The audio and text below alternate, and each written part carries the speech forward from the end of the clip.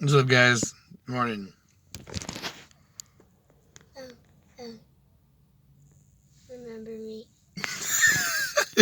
How awkward ass. His debut. He's gonna be a fucking film star. Anyway, guys, yeah, so I was doing some thinking last night, and I think I've settled on the idea, and I've decided that that the K2083 or the poor man's A2 that I just finished last night, I'm gonna keep it, and I'm gonna boost it for several reasons. One, for expedience sake, because I don't feel like, I mean, okay, so disclaimer.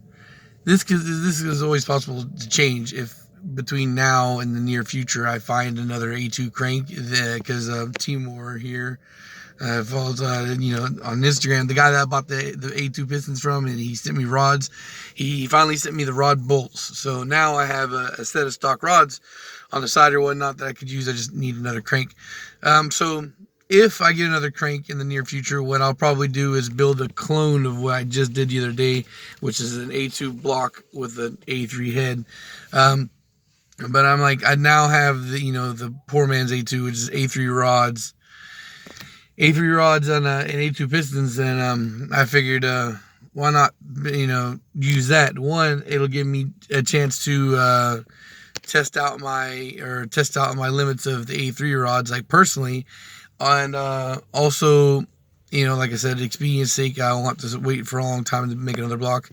And two, like, I figured I want AC. I want a turbo car that's going to be, responsive and have all the amenities to drive with. And I don't want to make this a race car. I want to keep this dailyable. So I figured, 300 some horsepower, keep AC and all that good stuff. I don't have to worry about making a huge fuel pump. I don't have to worry about getting an expensive clutch. I can go with a lot of cheap accessories, so it won't take me too long to piece together the kit.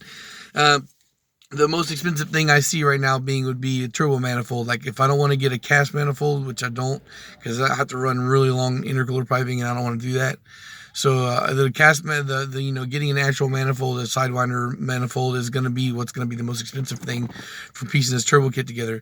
And I found like a cheaper one for like $400, and I might be able to find one locally for a little bit less. I never know, right? Won't know until I get there.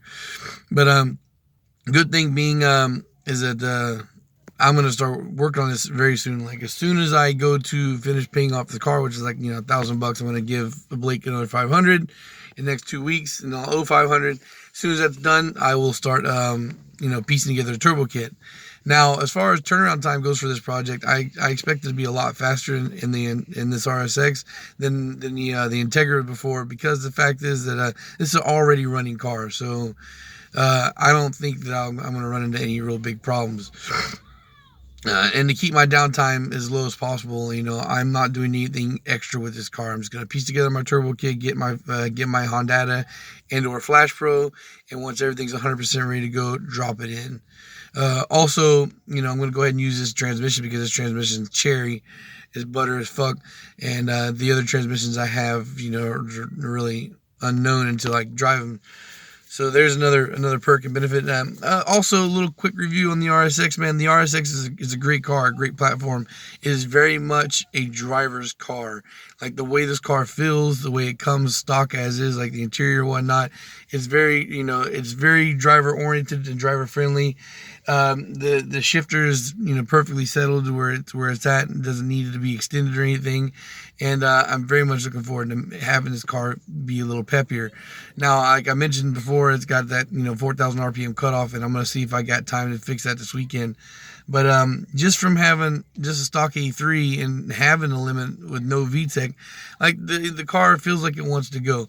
So I imagine, giving a little horsepower bump to 3 something, it's gonna be a super enjoyable car. And I haven't had a super enjoyable daily, like, that has all the amenities since my MSRT4. So the whole idea is to have a really fun car that I ain't got to sacrifice power steering and AC for, and very much looking forward to that. And now that I have that, that short block, if I'm gonna finish that, that's not a big deal for me now. I'm just gonna, I'm gonna go buy a head gasket and finish it. I put the head gasket on, finish finish the goddamn timing and whatnot. And the only thing I would do is I'd do wait as for the oil pans, because I'm gonna need to be tapped, because I don't have, unlike the B series, I have tapped oil pans for days. I don't have any tapped K series pans, so I'll have to get that done. I guess I'll have to figure out who I'm gonna go to for that. Yeah, I'm pretty excited. The car has been pretty fun so far, even with my serious power limitations, and it's hard to get around driving traffic. Like 4,000 RPMs, you think it's pretty high, but it's not. Even cruising on the highway, it limits me like 85 miles an hour, which is 80 is my normal cruising speed.